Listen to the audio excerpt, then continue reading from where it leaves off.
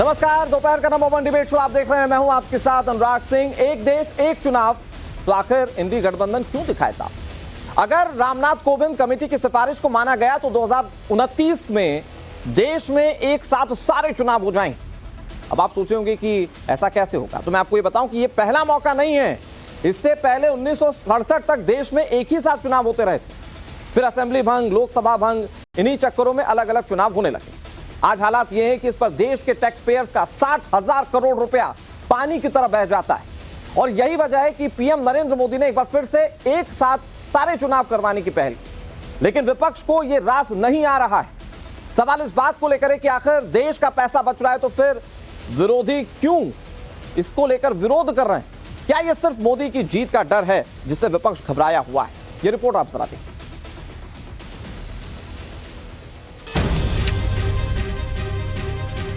संविधान बदलने का उनसे क्या फायदा मिलेगा? One nation no election. देश में वन नेशन वन इलेक्शन की बात बहुत लंबे समय से चल रही थी, लेकिन जैसे ही वन नेशन वन इलेक्शन पर बनी कोविंद कमेटी ने अपनी रिपोर्ट राष्ट्रपति को सौंपी, पूरे विपक्ष में खलबली मच गई। हालांकि वन नेशन वन इलेक्शन पर विचार करने के लिए एक हाई लेवल कमेटी बनाई गई थी, जिसमें कई हाईकोर्ट के पूर्व चीफ जस्टिस और पूर्व इलेक्शन कमिश्नर तक से सलाह ली गई। लेकिन विपक्ष को लगता है कि केंद्र की बीजेपी सरकार 2029 के बाद से देश में चुनाव ही नहीं होने देगी। 400 सीटें दीजिए, मुझे 2/3 बहुमत दीजिए, मैं संविधान बदलूं। संविधान बदलने का उनसे क्या फायदा मिलेगा? One nation no election. 400 पारचा नारा देऊन देशाची घटना बदलून हुकुमशाही आणण्याचा यांचा डाव आहे। वन नेशन वन इलेक्शन म्हणजे काय? अजून मुंबई महापालिकेच्या निवडणुका घेत नाहीयेत, अजून काश्मीरच्या निवडणुका घेत नाहीयेत। 5 वर्ष होऊन गेली काश्मीरला। वन नेशन वन इलेक्शन म्हणजे याच्या पुढे फक्त अध्यक्षांची निवडणूक होईल। जशी रशियामध्ये पुतिनची होते तशी हे पुतिन बाबा नवीन तिकडे बसतील आणि संपूर्ण विल्हेवाट लावून टाकतील, पोलिसांची वाट लावतील। जसं पुतिन न्यायमूर्ती नेमतात तसे हे आपल्या देशातले न्यायमूर्ती नेमायला लागतील। दरअसल इस रिपोर्ट में देश में चुनावों को लेकर सिफारिश की गई, जिसके मुताबिक लोकसभा और राज्य के विधानसभा चुनाव एक साथ हो। लोकसभा राज्य विधान के 100 दिन के भीतर पंचायत चुनाव करवाए जाएं। एक साथ चुनाव करवाने के लिए अनुच्छेद 324(a) जोड़ा जाए। देश में एक ही मतदाता सूची और वोटर आईडी कार्ड हो। इसमें एक तो जो आर्टिकल 83 और 172 इसको संशोधन करना पड़ेगा, जिसमें कहता है कि 5 साल टेन्योर होगा या टिल डिसॉल्व्ड अर्लियर, उसको खत्म करना पड़ेगा। एंटी डिफेक्शन लॉ उस पे लगना चाहिए, कोएलिशन पे और जहां प्री पोल अलायंस पे। और तीसरी जो बहुत ही इंपॉर्टेंट संशोधन जो होनी पड़ेगी, जो कि लॉ कमीशन ने भी रेकमेंड किया था कि नो कॉन्फिडेंस मोशन जब आप लाएं तो साथ साथ कॉन्फिडेंस मोशन भी लाना पड़ेगा। दरअसल भारत में पूरे साल कहीं ना कहीं इलेक्शन होते हैं। कहीं सरकार गिर जाती है तो कहीं नियमित चुनाव होते हैं। इसके अलावा 1952 से लेकर आज तक चुनावों का खर्च कई सौ गुना बढ़ चुका है। यही वजह है कि खुद प्रधानमंत्री मोदी ने देश में वन नेशन वन इलेक्शन की पहल की थी। वन नेशन वन इलेक्शन सिर्फ एक चर्चा का विषय नहीं है, बल्कि ये भारत की जरूरत है। हर कुछ महीने में भारत में कहीं ना कहीं बड़े चुनाव हो रहे होते हैं। इससे विकास के कार्यों पर जो प्रभाव पड़ता है उसे आप सब भली भांति जानते हैं। ऐसे में वन नेशन वन इलेक्शन पर गहन अध्ययन और मंथन आवश्यक है। पूर्व राष्ट्रपति रामनाथ कोविंद की अध्यक्षता में वन नेशन वन इलेक्शन पर कमेटी बनी, जिसमें कुल 47 राजनीतिक दलों ने सिफारिशें दी, जिसमें 32 राजनीतिक दलों ने समर्थन किया तो 15 राजनीतिक दलों ने इसका विरोध किया। हालांकि राष्ट्रीय स्तर पर सिर्फ 2 पार्टी बीजेपी और एनसीपी ने ही समर्थन किया है। हमारे पूर्व राष्ट्रपति जी रामनाथ कोविंद जी ने जो अपनी समिति का एक रिपोर्ट दिया है कि देश में एक साथ सारे चुनाव हो, उसका स्वागत करना चाहिए। हालांकि वन नेशन वन इलेक्शन के राजनीतिक दलों के चश्मे से अपना नफा नुकसान है, लेकिन हकीकत यह है कि आज की तारीख में जिस तरह से चुनाव में पैसा झोंका जा रहा है, आम आदमी किसी भी सूरत में चुनाव नहीं लड़ सकता। इतना ही नहीं, बार बार चुनाव होने से काला धन, भ्रष्टाचार को भी बढ़ावा मिलता है। ऐसे में सवाल यही है कि आखिर एक साथ देश भर में चुनाव होता है तो इसमें आपत्ति क्यों है? बार बार आचार संहिता लगने से जो विकास की रफ्तार रुक जाती है, कम से कम उससे निजात लोगों को मिल पाएगी। राजनीतिक दल भी बार बार चुनाव की चिंता की जगह देश की चिंता करेंगे। Bureau report, times now Navbharat. Topic बड़ा दिलचस्प है। अगर एक बार में चुनाव होंगे तो इसका मतलब यह है कि आप लोग एक बार में मन बनाएंगे, किसी को मौका देंगे और वो 5 साल बिना चुनावी सोच के आपका विकास कर पाएगा और इससे देश का जो कई सारा पैसा है वो भी बचेगा, जो कि खुद प्रधानमंत्री नरेंद्र मोदी कह चुके हैं। लेकिन विपक्ष को यहां पर संविधान का खतरा है। विपक्ष कह रहा है कि वन नेशन नो इलेक्शन अगर ऐसा हो जाएगा तो हमारे साथ कई सारे मेहमान इस पर बातचीत करने के लिए जुड़ गए हैं। उनका तारुफ मैं आपसे करवा दूं। हमारे साथ धनंजय गिरी जुड़ गए हैं जो कि प्रवक्ता है भारतीय जनता पार्टी के। हमारे साथ डॉक्टर मोहम्मद अमीन जुड़ गए हैं जो कि पूर्व निदेशक है इलेक्शन कमीशन ऑफ इंडिया के। हमारे साथ अखिलेश कटियार जुड़ गए हैं, प्रवक्ता है समाजवादी पार्टी के। चंद्रमोहन हमारे साथ जुड़ गए हैं जो कि नेता है कांग्रेस पार्टी के। और सोफिया खान हमारे साथ जुड़ गई हैं जो कि टीएमसी के नेता है। आप सभी मेहमानों को अब टीवी स्क्रीन पर देख पा रहे होंगे। सभी मेहमानों का एक बार फिर से मैं जोरदार स्वागत कर लेता हूं। मैं शुरुआत धनंजय गिरी जी आप ही से करता हूं क्योंकि बहुत ही इंटेंस चीज विपक्ष कह रहा है। वन नेशन वन इलेक्शन को लेकर विपक्ष कह रहा है वन नेशन नो इलेक्शन। वो कह रहे हैं आप देश की जो पूरी व्यवस्था है वो रशिया की तरह कर देंगे, पुतिन की तरह सब कुछ हो जाएगा देश में। तो आप क्या जवाब देंगे विपक्ष को? क्योंकि अगर ऐसा हो रहा है जो विपक्ष की सोच है तो ये देश के लोकतंत्र के लिए बड़ा खतरा है। क्या जवाब देंगे आप? अनुराग जी देखिए, विपक्ष के को जवाब तो देश की जनता दे रही है और देश की जनता उनको लगातार जवाब दे रही है और उनको फिर भी समझ में नहीं आ रहा। 191 दिनों की सघन मेहनत के बाद और 18,626 पेजों की जो रिपोर्ट पूर्व राष्ट्रपति रामनाथ कोविंद जी ने दी है वो क्या है? One nation one election. इससे देश के संसाधनों का बचत होगी, समय की बचत होगी, काले धन के प्रयोग की बचत होगी, बाबा साहब के दिए गए संविधान को ट्रू एंड एक्चुअल स्पिरिट में लागू किया जा सकेगा। विपक्ष को तो हर बात में ही खोट नजर आता है। दूसरी बात यह है कि आप समय की बचत होगी, संसाधनों की बचत होगी, सारा कुछ बचत होगा। प्रधानमंत्री नरेंद्र मोदी जी जो सपना है, जो नारा है कि पाई पाई से गरीब की भलाई, अरबों रुपए करोड़ों रुपए जो टैक्स पेयर के पैसे बर्बाद हो रहे हैं उसकी बचत होगी, समय की बचत होगी और देश की जनता को सही चीजें मिल पाएंगी। धनंजय जी आपने तो एक लाइन से बहुत सारी चीजें गिना दी। प्रधानमंत्री खुद जब मंच पर थे तो उन्होंने भी इसके फायदे बताए कि अगर वन नेशन वन इलेक्शन की थ्योरी लागू हो जाए तो कैसे देश का विकास जो है वो और तेजी से हो पाएगा। लेकिन विपक्ष को कहां जाकर संविधान पर खतरा दिखता है? जयराम रमेश तो बहुत खुलकर कह रहे हैं कि अगर ऐसा हो जाए 400 प्लस सीटें आ जाएं और उसके बाद अगर वन नेशन वन इलेक्शन लागू हो जाए देश में तो फिर वन नेशन नो इलेक्शन वाली स्थिति हो जाएगी। ये संविधान पर खतरा विपक्ष को क्यों दिख रहा है? उनके लिए जमहूरियत उनके लिए जागीर है, हमारे लिए जमहूरियत जज्बात है। हम जो लोकतंत्रिक पार्टी है और लोकतंत्र को जीते हैं। अनुराग जी, दुनिया में कोई आपको उदाहरण नहीं मिलेगा कि एक राजनीतिक दल एक परिवार के कब्जे में पिछले 5 पीढ़ियों से पड़ा हुआ है।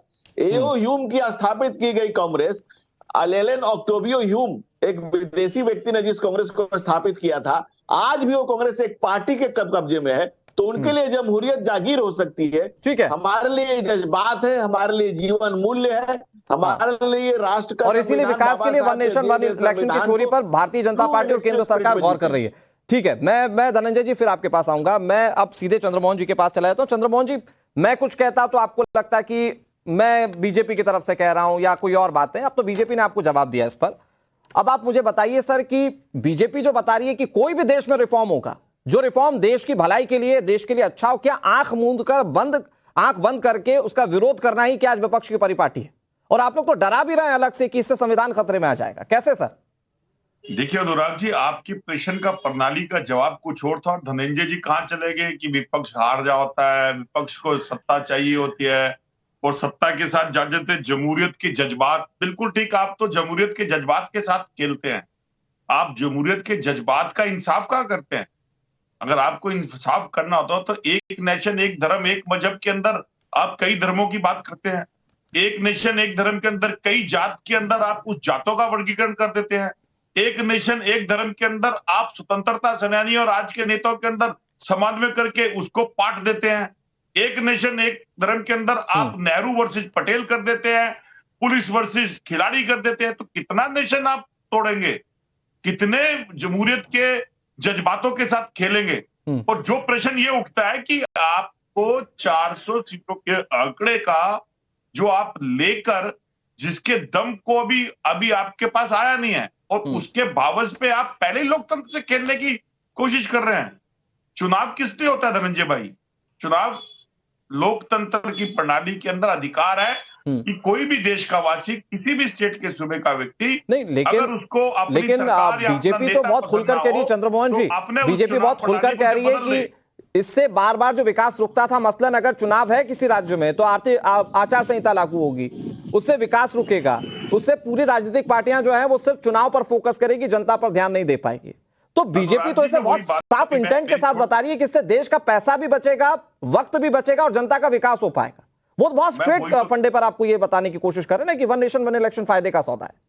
आप मेरे को मेरी बातों का जवाब दीजिए। धनंजय जी दे सकते हैं, हाँ, वो नहीं, मैं उनको मौका दूंगा, लेकिन जो सवाल जनता के मन में कांग्रेस पार्टी को लेकर, मुझे उसका जवाब दीजिए सर। 10 साल का विकास की गाथा तो देश को दे नहीं पाए।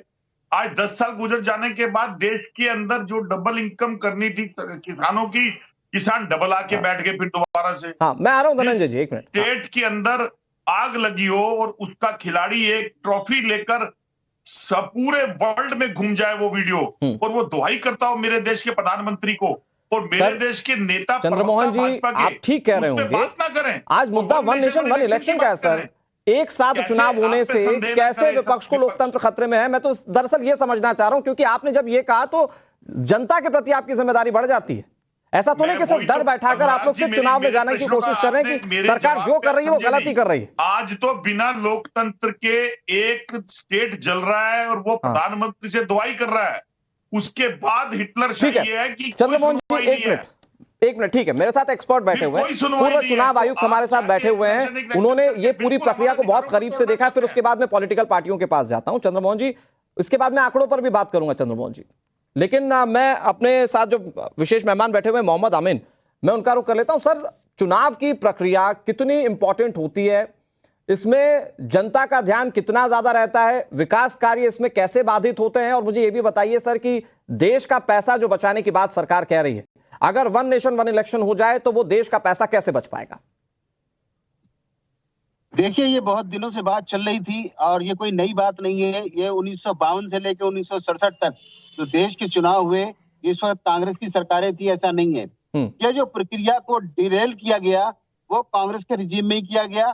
356 को लगा के सरकारें गिराई गई, या तो उन पे कब्जा करने की कोशिश की गई, तो अपना अंदर करने की बात की गई। तुम मेरा कहना मानोगे तो मेरे साथ रहोगे, नहीं तो मेरी सरकार बनाओ। इसका ज्वलंत उदाहरण आपको दे सकता हूँ कि हरियाणा के अंदर भजनलाल की सरकार को गिराया जा रहा था, उसको उनको कहा गया कि या तो तुम हमारे कांग्रेस में आ जाओ। पूरा दल लेके, या आपको याद दिलाना चाहूंगा हरियाणा की, पूरा दल बल लेके भजनलाल कांग्रेस में शामिल हो गए, यानी पूरी स्टेट को ही उन्होंने कन्वर्ट कर दिया। जो अपोजिशन जीत के आया था वो कांग्रेस के साथ हो गया, वो सरकार नहीं गिराई गई, वो सरकारें चलती रही। देखिए, अब सवाल इस बात का है कि कोई नई बात नहीं है, पहले भी चुनाव होते थे और चुनाव होंगे। हाँ। पहले 2 डब्बे रखे जाते थे, एक रखा जाता असेंबली का, एक पार्लियामेंट का।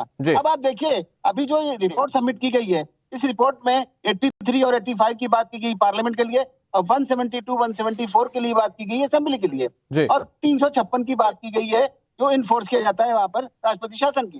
देखिए, इसमें मैं एक चीज कहना चाहूंगा कि इस सरकार ने इलेक्शन कमीशन के जो रिफॉर्म्स थे, जो रिफॉर्म सुन लीजिए पहले, इलेक्शन कमीशन के जो रिफॉर्म थे उनमें एक रिफॉर्म ये भी था कि इलेक्टोरल रोल को जो है एक किया जाए और आधार से जोड़ दिया जाए। देखिए, इलेक्टोरल रोल को आधार से जोड़ा गया है, तो प्रधान से लेकर सर, मुझे एक लाइन में ये बताइए, मेरे दर्शकों को ये बताइए, कुल मिलाकर वन नेशन वन इलेक्शन फायदे का सौदा है, संविधान पर कहीं कोई खतरा नहीं। सर, एक लाइन में मैं आपको ये बताना चाहूंगा कि इससे हजारों करोड़ रुपए बचेगा, इंफ्रास्ट्रक्चर बचेगा, सिक्योरिटी का भी है और अरेंजमेंट का भी है। ठीक है, ज्यादा समय नहीं है, आज फ्राइडे से मैं जाना चाहूंगा। अखिलेश जी, इसके फायदे जो एक्सपर्ट बैठे वो बता रहे हैं, तो सिर्फ विरोध इसलिए करना है क्योंकि मोदी सरकार ला रही है? अनुराग जी, जो इलेक्शन कमीशन के जो सज्जन बोल रहे हैं जी, आप इलेक्शन को खर्चे से क्यों देखते हैं? आप इलेक्शन का सिर्फ खर्चा है ऐसा नहीं देखना है। हर व्यवस्था जो शासन प्रणाली है, पूरी दुनिया में 3 शासन प्रणाली है, तानाशाही है, लोकतंत्र है और राजशाही है। हाँ। तो हर एक व्यवस्था की एक कीमत होती है अनुराग जी। हाँ। लोकतंत्र में जब चुनाव होता है तो चुनाव में एक ये 2-वे कम्युनिकेशन है जनता और नेता के लिए जी। सरकारें तानाशाह नहीं हो पाती क्योंकि उन्हें लोकसभा चुनाव है, फिर विधानसभा चुनाव है, फिर पंचायत चुनाव। तीनों चुनाव में साल डेढ़ साल में एक बार उन्हें जनता के दरबार में जाके उन्हें हाजिरी लगा के अपनी उपलब्धियां, अपनी खामियों का एक सर्वे होता है, जनता उस पर अपनी मोहर लगाती है। आप क्यों चाहते हैं कि जनता के अधिकार और काट दिए जाए? इन बीते 20 सालों में जो पिछले 10 साल रहे हैं, चाहे किसानों के आंदोलन हो अनुराग जी, चाहे नौजवानों का हो, चाहे कोरोना के टाइम में पूरे देश की जनता के जो अधिकार थे, ये देखा कि जनता पूरी तरह नर्वस थी। उसके पास एक ही अधिकार है कि ये वोट का अधिकार है। अब आप चाहते हैं कि 5 साल में इनको जनता के बीच में जाना ही ना पड़े। भारतीय जनता पार्टी ये जानती है कि उसके प्रति जमीन पे घोर विरोध है, वो 5 बार जाएगा, उसे फेस करना पड़ेगा। मैं इसे जनता बहुत इंटरेस्टिंग पॉइंट है अखिलेश जी, मुझे लगता है कि आपने बहुत इंटरेस्टिंग पॉइंट रखा है। गिरी साहब, वो जो कह रहे हैं कि अगर 3 चुनाव मान लीजिए होते हैं तो 3 चुनाव में 3 अलग अलग तरीके से नेताओं को जाना पड़ता है, अपने अलग अलग एजेंडे बताने पड़ते हैं, जनता के पास ज्यादा मौके होते हैं, ज्यादा अधिकार होते हैं अपनी बातों को नेताओं तक पहुंचाने के, तो वो अधिकार खत्म हो जाएंगे। ये समाजवादी पार्टी की चिंता है वन नेशन वन इलेक्शन को लेकर। अनुराग जी, उनको अपने दुकान की चिंता है, समाजवाद के नाम पर चला रहे परिवारवाद की चिंता है कि उनके नेता अगर एमएलए में हारे तो एमपी में हारे तो मुखिया में हारे तो काउंसलर में हारे तो सरपंच में हारे तो जिला परिषद में, नगर निकाय में कहीं तो कुछ एडजस्टमेंट हो, क्योंकि उनको एक परिवार की दुकानदारी से मतलब है। इस देश की विकास से अगर कोई मतलब होता, और पता नहीं संविधान की कुछ समझ है कि नहीं, कह रहे सिर्फ जनता के पास वोट का अधिकार है। अरे जनता के पास हजारों अधिकार दिए गए। इस सरकार ने जनता को उनके तमाम दिए गए, बाबा साहब डॉक्टर भीमराव अंबेडकर के दिए गए संविधान के ताकत को, एक वोट का one nation one election one constitution one man, और प्रधानमंत्री नरेंद्र मोदी ने विशेष कर दिया। उन्होंने सबको समान कर दिया, वीआईपी कल्चर को खत्म कर दिया, जिस कल्चर से वल्चर पैदा होते थे। और कांग्रेस करप्शन का जो पर्याय थी, जो कांग्रेस ने 52 से 67 तक जो वन नेशन वन इलेक्शन था, और पूर्व चुनाव आयुक्त ने कितना अच्छा, निदेशक जी ने कितना अच्छा विश्लेषण किया कि कांग्रेस ने धारा 370 करके, वो कह रहे हैं पैसे का मसला है ही नहीं। आप जो विकास की बात कह रहे हैं, उस विकास को वो दूसरे चश्मे से बताने की कोशिश करें। अखिलेश जी, मैं आपके पास आऊंगा, कुछ डेटा है मेरे पास। चश्मे को तो समाप्त, मैं धनंजय जी, एक मिनट, सोफिया खान हमारे साथ लगातार जुड़ी है। सोफिया जी, तो क्या ये सिर्फ एक लोकतंत्र को प्रश्न सवालों के घेरे में रखकर ही क्या विपक्ष अपनी बातों को बता पाएगा क्या जनता को? क्योंकि पहले जब इस बात की प्रस्तावना सामने आई थी, लोग कह रहे थे कि ये जो छोटी पॉलिटिकल पार्टियां हैं, जो स्टेट के स्तर पर पॉलिटिकल पार्टियां हैं, उनको खत्म करने की कवायद है। तो क्या ये डर बैठाकर जनता के मन में कि ये संविधान खत्म कर देगा, सिर्फ यही एक जनता के बीच अपनी बात पहुंचाने का तरीका है क्या? ये डर है क्या खुद अपनी पॉलिटिकल पार्टियों का, जिसके चलते वो जनता के मन में डर बैठा रहे हैं? सोफिया, देखिए, सुनने में तो बहुत ज्यादा प्रिय लग रहा है ये वन नेशन वन इलेक्शन, सुनने में काफी अच्छा लग रहा है। एक नेशन है, कानून सब एक सा होना चाहिए, सब कुछ समान होना चाहिए, लेकिन क्या ये देश में जब जाति, धर्म, लोग, भाषा, शैली, राज्यों के प्रॉब्लम जब भिन्न हैं, तो एक इलेक्शन और एक नेशन एक इलेक्शन करने का कोई पॉइंट ही नहीं बनता। नहीं, एक मिनट सोफिया जी, मैं इसको और अच्छे तरीके से समझना चाह रहा हूँ। सोफिया जी, एक अच्छे तरीके से समझना चाह रहा हूँ। मसलन आप जब लोकसभा इलेक्शन में हैं, मतलब बीजेपी जी जो केंद्र सरकार है, वो केंद्र सरकार लोकसभा इलेक्शन के लिए लड़ रही है, आप लोग विधानसभा के स्तर पर बात कर रहे हैं। तो आप जब जनता के बीच में जाएंगे, जब टीएमसी बंगाल की जनता के बीच में जाएगी और कहेगी कि आप हमें वोट दीजिए, हम आपके मुद्दों पर काम करेंगे, तो वहां पर आपके मुद्दे कैसे कॉम्प्रोमाइज होंगे? चुनाव तो आपके लिए वैसा ही रहेगा, सिर्फ एक साथ वोटिंग हो जाएगी। तो हो सकता है कि ये हो सकता है कि आपको लोकसभा इलेक्शन में ध्यान देने का मौका ना मिले। देखिए, 5 साल में अगर एक बार ही इलेक्शन होता है राज्य में, अगर जो ऑब्वियस सी बात है कि जो केंद्र में जीतेगा वही राज्य में भी जीतेगा, और ऐसा हो जाने से क्या होगा कि ये गवर्नमेंट के ऊपर कोई प्रेशर नहीं रहेगा, 5 साल तक ये निश्चित हो जाएंगे। अभी भी लोग निश्चित हैं, जितने भी जो भी जीत जाते हैं, लेकिन एक बार जीतने के बाद आप समझ रहे हैं कि देश में इनके ऊपर कोई भी प्रेशर नहीं होगा, 5 साल तक ये निश्चित रहेंगे, कोई भी विकास का काम नहीं होगा। अगर हम भाजपा के 10 साल की रिपोर्ट की बात करें, रिपोर्ट कार्ड की बात करें, इनके काम के रिपोर्ट कार्ड की बात करें, तो आप ये बताइए कि अगर में आकर इलेक्शन से पहले ये क्या किस मुद्दों पर ये बात करते हैं? कभी ये सीए, अचानक से इलेक्शन से पहले ये राम मंदिर की बात करते हैं, अचानक से इलेक्शन से पहले सीए की बात करते हैं। चलिए, अगर सीए की बात करें तो अगर ये कहते हैं कि एक नेशन एक इलेक्शन, लेकिन सीए कानून में फिर इन्होंने सिलेक्शन जो किया, एक वर्ग को, एक धर्म के लोगों को छोड़ दिया, इसके बारे में ये क्या कहेंगे? नहीं, सोफिया जी, आप दो बातों को मिक्स कर रही हैं। वो अमूमन होता है क्या, खिचड़ी बन जाता है, फिर उतना अच्छा टेस्ट आता नहीं है। वन नेशन वन इलेक्शन पे रहते हैं सोफिया जी। ये एक नेशन की अगर बात कर रहे हैं तो एक नेशन में तो कई कई धर्म के लोग हैं। नहीं, लेकिन परेशानी क्या है कि जब बार बार सरकार टूटती है, बार बार सरकार गिरती है, विधायकों की खरीद फरोख्त होती है, तो कई बार राजनीतिक पार्टियां सर पीट लेती हैं, तो वो मौके कम हो जाएंगे किसी के पास खरीद फरोख्त करने के, सरकार बदलने के, सरकार गिराने के। मैं एक बार फिर से आपके पास आऊंगा सोफिया जी, लेकिन चंद्रमोहन जी मैं आ रहा हूं, गिरी साहब मैं आ रहा हूं आपके पास। चंद्रमोहन जी बहुत देर से हाथ खड़ा कर रहे हैं। चंद्रमोहन जी कुछ आंकड़े मैं आपके सामने रखना चाहता हूं, ना सिर्फ आपके सामने बल्कि देश की जनता को बताने चाहता हूं। पहला चुनाव हुआ था 51-52 में सर, आजाद भारत में। उस वक्त जो चुनाव का खर्चा था, मैं लोकसभा चुनाव की बात कर रहा हूं, उस वक्त जो खर्चा था 10.5 करोड़ रुपए था। 2014 आते आते 3,871 करोड़ हो गया, और उसके बाद अभी ये खर्चा और बढ़ गया, जो अनुमानित है, मतलब पहले के मुकाबले हमेशा डबल होता जाता है। तो क्या वाकई में पैसा मायने नहीं रखता? और अगर ये पैसा अगर बच जाएगा तो क्या ये चुनाव की जगह जनता के कामकाज में इस्तेमाल नहीं हो सकता? क्योंकि सारा वहन तो केंद्र सरकार करती है। अनुराग जी, आपके प्रश्न ने पूरी तरह से भाजपा को घेर दिया। आज इलेक्ट्रल बॉन्ड का जो हल्ला मचा, और जिस इलेक्ट्रल बॉन्ड के ऊपर जिस रफ्तार के साथ, जिस सनों से लेकर जो पैसा भाजपा ने इकट्ठा करा, क्या वो इसके ऊपर एक तमाचा नहीं है?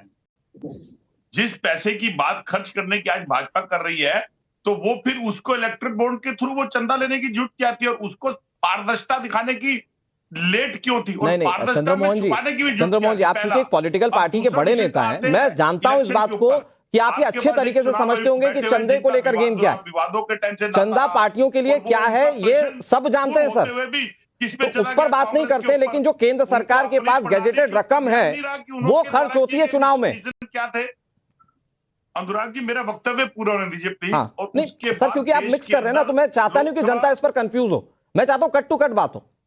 मैं कट टू कट बात कर रहा हूं। हाँ। देश के अंदर लोकसभा, एमएलए, नगर चुनाव, पंचायत चुनाव, डिफरेंट तरह के बहुत सारे चुनाव होते हैं। जो अधिकार होता है लोकतंत्र का, हाँ। उसके अंदर देश की जनता को अपने उस प्रतिनिधि को चुनने का, जिससे अफसरशाही ना हो। हाँ। और उस अफसरशाही की रोक के लिए ही लोकतंत्र के अंदर लोकतंत्र की बुनियाद रखी गई थी। आज भाजपा उसको दबाकर फिर अफसरशाही और अफसरशाही के साथ हिटलरशाही का एक पकवान लाने की कोशिश कर रही है। वो पारदर्शिता क्यों नहीं साबित कर रही? अगर पारदर्शिता थी तो चुनाव आयुक्त का जो सिस्टम था, जिसमें चीफ सुप्रीम कोर्ट, विपक्ष का नेता और प्रधानमंत्री और टैगल था, उसे क्यों बदला गया? क्यों उस चुनाव प्रणाली के सिस्टम देखिए अनुराग जी, सबसे बड़ी समस्या क्या है कि कांग्रेस जितने देर से चंद्रमोहन जी बात कर रहे हैं, जिसके लिए कांग्रेस कंफ्यूज है, और कांग्रेस कंफ्यूज अब फ्यूज हो गई है, और फ्यूज जगह डिफ्यूज हो गई। को मिटाना कांग्रेस को समझ में नहीं आ रहा। जितने देर से चंद्रमोहन जी हाथ खड़ा कर रहे थे, उससे ज्यादा समय से कांग्रेस राहुल गांधी जी को खड़ा करने की कोशिश कर रही, लेकिन राहुल गांधी जी खड़े नहीं हो पा रहे और न कांग्रेस खड़ी हो पा रही है। और कांग्रेस को खड़ा होने के लिए काफी समय लगेगा। इस देश की जनता ने कांग्रेस की करप्शन को अच्छे से समझ लिया है कि कांग्रेस करप्शन का पर्याय है। और अगर आप देश में वन नेशन वन इलेक्शन की बात कर रहे हैं, तो चंद्रमोहन जी को वो नजर नहीं आ रहा। चंद्रमोहन जी को चंदा नजर आ रहा है, तो चंद्रमोहन जी की नजर सिर्फ चंदे पे है, और चंदे का धंधा करने वाली कांग्रेस के दिन बंदे हो गए। और इसलिए इस, अच्छा दूसरी बात, आप टीएमसी के नेता को ला रहे थे, टीएमसी का तेवर पुराना और उनका धंधा रोहिंग्यों को बसा। ठीक है, हम लोग डाइवर्ट नहीं होते हैं धर्म विशेष को। ठीक है धनंजय जी, मैं आ रहा हूं आपके पास। चंद्रमोहन जी, मेरे एक सवाल का जवाब दे दीजिए। चंद्रमोहन जी, देखिए सर, संविधान को तो आप मानते होंगे, और चूंकि आप इलेक्टोरल बॉन्ड की बात आप कर रहे हैं, वो तो सारा मामला ही सुप्रीम कोर्ट के जानिब पूरी तरह से आगे चल रहा है, तो आप कम से कम संविधान को नमन कर सकते हैं। अब मैं आपसे एक सवाल पूछता हूं सर, आप चूंकि जिस बात को लेकर बहुत ज्यादा आशंकित हैं, बहुत ज्यादा चिंतित हैं, उस बात को लेकर समर्थन कई हमारे देश के पूर्व जस्टिस कर चुके हैं, चाहे वो गोगोई हो, यूयू ललित हो, तो कई सारे ऐसी विभूतियां हैं जो इस बात को एक्सेप्ट करती हैं कि वन नेशन वन इलेक्शन जो है वो देश की जरूरत है आज। चंद्रमोहन जी, तो ये चिंता सिर्फ पॉलिटिकल पार्टियों तक सीमित क्यों है? देश के अंदर आज के इस ढांचे के अंदर जिस 10 साल के अंदर भाजपा जहां लेके आ गई है, वो बहुत एक कड़वा और खतरनाक मोड़ होगा। क्योंकि आज भाजपा सर सिर्फ आरोप लगाने से थोड़ी काम हो जाएगा। आप लोग बार बार कहते हैं कि इससे लोकतंत्र चला जाएगा, लोकतंत्र चला जाएगा। मतलब आज देश में कोई भी इवेंट हो जाए, चाहे वो घोड़े से नीचे उतार, वो चाहे देश के सुधार के लिए क्यों ना, उससे लोकतंत्र खतरे में आ जाता है। मैं चाहूंगा इंटरवीन करें डॉक्टर मोहम्मद अमीन। समर्थन नहीं करेंगे इस बात का। वो कह रहे हैं कि इससे प्रशासन अपने स्तर पर इस्तेमाल कर सकेगी, सत्तासीन पार्टी, इससे व्यवस्थाएं अपने हिसाब से डिराइव हो पाएगी, ताकि देश की जनता का मूड, ताकि देश की जनता की सोच एक डायरेक्शन में हो जाए। ऐसा होता है क्या सर चुनाव में? आप थोड़ा सा इसको समझाने की कोशिश कीजिए, फिर मैं उसके बाद दूसरे मेहमान के पास जाता हूं, समाजवादी पार्टी के पास जाता हूं। मोहम्मद अमीन। अब 5 सालों तक यही प्रक्रिया चलती रहती है। कहीं विकास का काम रोक दिया जाता है, कहीं मॉडल कोड ऑफ कंडक्ट होता है। तो भाई इनको झूठ बोलने के अलावा कुछ नहीं। 10,000 करोड़ का जो खर्चा है वो 5,000 करोड़ हो जाएगा। इनको यही नहीं पता वो पैसा हमारे टैक्स पेयर का है, हमारा पैसा है, वो हमारे देश के काम आएगा, देश की तरक्की होगी। और हर वक्त ये मॉडल कोड ऑफ कंडक्ट लग जाता है। हर तरफ चुनाव ही चुनाव होता है 5 साल तक, कभी किसी स्टेट में, कभी किसी स्टेट में। इस तरह की चीजें ठीक नहीं है। और ये जो किया जा रहा है ये देश के हित के लिए किया जा रहा है। ये बीजेपी पार्टी या मोदी अपने लिए नहीं कर रहे हैं। सर एक स्पष्टीकरण ये दीजिए कि क्या चुनाव में सत्तासीन पार्टी प्रशासन को अपने स्तर पर इस्तेमाल कर सकती है क्या वन नेशन वन इलेक्शन के तौर? सवाल ही नहीं उठता। इसको मैं बिल्कुल इनको मैं रिजेक्ट करता हूँ इस बात को। और जहां तक सवाल ईवीएम का है, ईवीएम बैटरी ऑपरेटेड है, इनका काम है झूठ बोलने के अलावा कुछ नहीं है।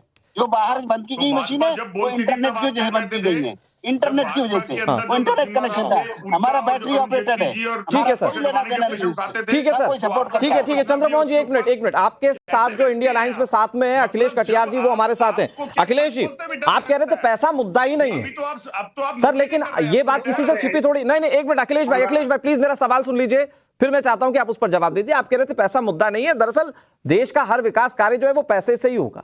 और मैंने अभी अपने दर्शकों को बताया कि कैसे पहले चुनाव में सिर्फ 10.5 करोड़ रुपए का खर्चा था, जो 2014 आते आते 3,871 करोड़ का हो गया। एक आंकड़ा और मैं आपके सामने रख देता हूं, फिर आपका जवाब चाहिए मुझे कि ईवीएम की सिर्फ मेंटेनेंस में 2023-24 में 1,900 करोड़ रुपए खर्च हो गए सर। तो ये तो पैसा इसमें पानी की तरफ आया जाता है। अगर इसको संकुचित करके जनता के हित के लिए लगाया जाए तो कितना विकास का काम हो सकता है? अखिलेश कटियार। अब मैं बोलूं? जी सर प्लीज। हमने आपसे शुरू में कहा, आपने 2014 का दिया, 2019 का भी डेटा है। पूरे देश के चुनाव पे लगभग 60,000 करोड़ का खर्चा हुआ था। एक रिपोर्ट आई थी और उसमें 27,500 करोड़ रुपए भाजपा का खर्चा था। चुनाव आयोग का खर्चा होगा लगभग 8,000 करोड़ का, अगर हम डबल भी मान ले तो।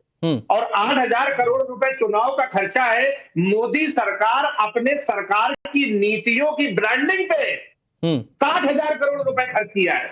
इतनी चिंता अगर सरकार के पैसे की है तो हर दिन हर चौराहे पे सर, लेकिन नहीं मैं कह रहा हूं कि ठीक है इतना पैसा खर्च भले ना हो अखिलेश भाई, लेकिन केंद्र सरकार का बजट अलग है और जो पार्टियां चलती हैं चुनाव में जो पैसा खर्च करती है वो बजट अलग होता है। आप कंफ्यूज क्यों कर रहे हैं देश की जनता को? हाँ मैं दोनों बातें कंफ्यूज नहीं कर रहा। मैं बीजेपी की देश के पैसे की बजट पे मैं बता रहा हूँ। अच्छा। आप अपना चुनाव 27,500 करोड़ में लड़ते हैं और 8,000 करोड़ रुपए लोकतंत्र की कीमत आपको महंगी लगती है। जहां पे जनता अपने मतलब का नेता चुने, जनता के जब दरवाजे नेता जाए तो सवाल करे। राजशाही थी तो राजा अपनी जीवन शैली पे करोड़ों रुपए, लाखों हजारों करोड़ खर्च करते थे। ये लोकतंत्र की कीमत है, इसे खर्चा ना कहे आप। ठीक है, और इसको बचाने की कोशिश नहीं है। ठीक है गिरी साहब जवाब दे दीजिए, फिर मैं चंद्रमोहन जी और फिर सोफिया जी के पास जाऊंगा। मेरे पास बहुत लिमिटेड वक्त है। गिरी जी जवाब दे दीजिए जल्दी से। अनुराग जी, जिसका बेसिक ही क्लियर नहीं हो उसको क्या समझाइएगा? सारी प्रधानमंत्री ने पार्लियामेंट में कहा सारी उम्र गाली भी भूल करता रहा, धूल चेहरे पर थी, आईना साफ करता रहा। अरे ये भारत सरकार के किए गए कार्यों की बताए के बारे में बताया जा रहा है। ये भाजपा सरकार और भारत सरकार के बीच में भेद समझने की अगर थोड़ी सी भी समझ होती तो ये मैंने टोका सर उसके लिए। ये भारत की सरकार का, हमारी सरकार भाजपा लीड कर रही है इसको। ठीक है सर, सरकार ठीक है सर। मैं बहुत छोटा सा जवाब एक चाहता हूँ चंद्रमोहन जी, फिर सोफिया जी मैं आपके पास आ रहा हूँ। आखिर में आपके पास आऊंगा सोफिया जी। चंद्रमोहन जी मेरे पास लिमिटेड वक्त है, 30 सेकंड में जवाब दे दीजिए। बहुत ज्यादा दिन नहीं हुए इस बात को कहते हुए जब कांग्रेस पार्टी कहती थी कि प्रधानमंत्री चुनावी मोड में पार्टी का भारत की नहीं। ठीक है गिरी साहब मैं आ रहा हूं आपके पास। चंद्रमोहन जी ज्यादा दिन नहीं हुए इस बात को जब आप लोग कहते थे कि पीएम हमेशा चुनावी मोड में ही रहते हैं, वो विकास कार्यों की परियोजना करे तो आप चुनाव से जोड़ देते थे। तो अब तो भैया उसका मौका नहीं मिलेगा ना जब वन नेशन वन इलेक्शन हो जाएगा तो फिर पीएम चुनावी मोड में नहीं होंगे, सिर्फ विकास के मोड में होंगे आपके लिहाज से। वन नेशन वन इलेक्शन पे संदेह तो आपने होगा। देश के प्रधानमंत्री जब इलेक्शन लेके आए थे सदन के माटर पे जब पटन टेक कर, क्या तब उन्होंने वन नेशन वन इलेक्शन की बात करी थी? आज 10 साल के टर्नओवर गुजर जाने के बाद देश के सांचे और विकास की बात देश के प्रधानमंत्री और भाजपा के नेता क्यों नहीं करते? क्यों अपने मुद्दों से ध्यान भटकाने के लिए एक नया दीपक जला के उसकी रोशनी के अंदर खड़े होने लग जाते हैं? वन नेशन वन इलेक्शन भी देश का ही मुद्दा है सर। राहुल गांधी के पीछे चला जाते हैं। ये सब चंदा दो और धंधा दो की अच्छा ठीक है, नहीं चंदे से ऊपर आइए सर, सब चंदा ले रहे हैं। आखिर में सोफिया जी, क्या ये एक माइंडसेट है क्या कि एक साथ चुनाव होगा तो जो केंद्र सरकार की जो पार्टी रहेगी वो पूरा वोट फ्लैश आउट कर जाएगी? ये सोच तो नहीं है कहीं विरोध के पीछे? Sophia ji please. देखिए, ये सोच तो है ही, इसके साथ साथ मैं जैसे टैक्स पेयर्स का तो जो फिर इसके लिए तो जनता के बीच में काम कीजिए ना, वो कोई वोट फ्लैश नहीं होगा फिर आपका। का पैसा जनता के हित के लिए ही है, जनता का पैसा तो जनता के लिए। और चुनाव जो है, चुनाव सबसे बड़ा जनता का एक काम है, उनको अच्छा विधायक और अच्छा सांसद मिलना है, तो उसके लिए अगर पैसे खर्च होते हैं, जिस देश में 1 लाख करोड़ से ज्यादा हर मंथ जीएसटी से पैसे आते हैं, तो देश में पैसे की उतनी भी कमी नहीं है कि हमें फेयर इलेक्शन करने के लिए कोई परेशानी। लेकिन बड़ा गजब वो है, अभी क्या सीए पे आप ही के साथ में बैठे हुए नेता कहते हैं देश में पैसे की इतनी कमी है कि वो लोग आ जाएंगे तो रोजगार खा जाएंगे, और आज इलेक्शन कमीशन से पैसे बच सकते हैं तो आप कह रहे हैं कि पैसे की कमी नहीं है। बड़ा अच्छा है सर, बहुत शुक्रिया आप सभी का हमारे साथ जुड़ने के लिए और पूरी चर्चा में शामिल होने के लिए।